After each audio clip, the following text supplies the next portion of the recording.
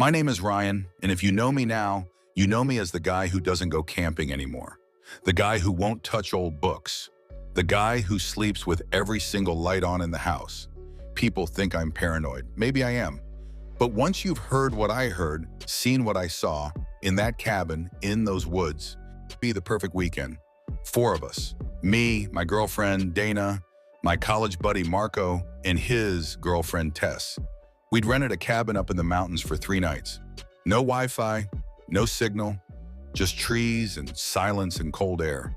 The cabin was old, really old. The wood was dark and the floorboards moaned every time you stepped on them.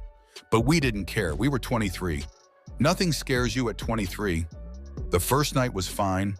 We made dinner, we laughed. Marco burned the marshmallows, normal stuff. Then on the second morning, Marco found the basement.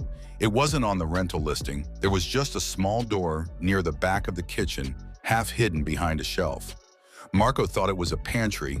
He pulled it open and found a set of wooden stairs going down into total darkness. We should have left it alone. We didn't. At the bottom of those stairs, on a dusty wooden table, was a book. Not a normal book. The cover was dark brown and felt wrong to touch. Like leather, but not quite. The pages inside were covered in handwriting, strange symbols and drawings of faces, all of them screaming. "Don't read it out loud," Dana said, half joking. Marco read it out loud. He said 3 words from the first page. That was it. 3 words. And then the lights went out. All of us stood in that basement in complete darkness. I heard Dana grab my arm. I heard Tess make a sound I'd never heard a person make before. Low. Terrified. Then we heard something outside. Not an animal, not the wind, something walking, slow, deliberate, circling the cabin. We ran upstairs and locked every door. Marco laughed it off, said it was a deer, said we were being dramatic. But that night, Marco woke us all up at 2 a.m. He was standing in the middle of the living room, eyes open, not moving, just standing there in the dark, staring at the wall. "Marco," I said it quietly. No answer. "Marco," louder this time.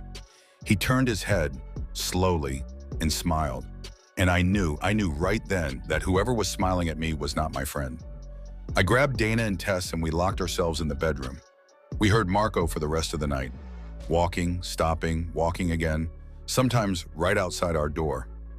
Morning came and Marco was sitting at the kitchen table like nothing had happened. No memory, no explanation. We left that cabin 3 hours later.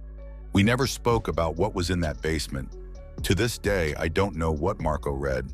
I don't know what he opened.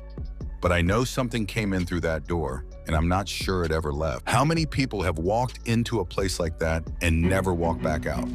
Our first story is end here. See you in a second story on our next video. So subscribe our channel, guys.